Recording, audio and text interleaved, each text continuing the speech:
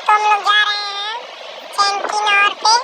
नदी है वो, बहुत बड़ा है। अभी आगे हम आप लोग को दिखाते हैं, अभी जुड़े रहिए इसमें, इस वीडियो में। आगे भी दिखाएंगे भी कितना हार्ड गहराई है इसका। अभी हम लोग चौक है, अभी चौक से तेल भरा कर जा रहे हैं उधर चैन की ओर। इसी में जुड़े रहिए, अब अगला वीडियो में मिलते हैं।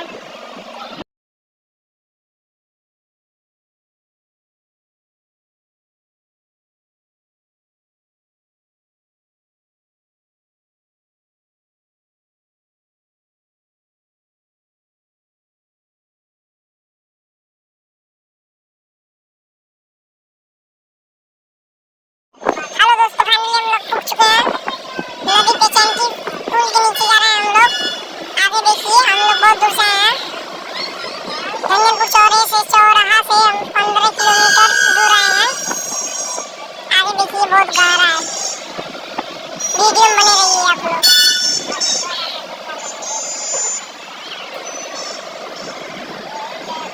देख सकते हैं सनी ढह रहा है, बच गया, मेकअप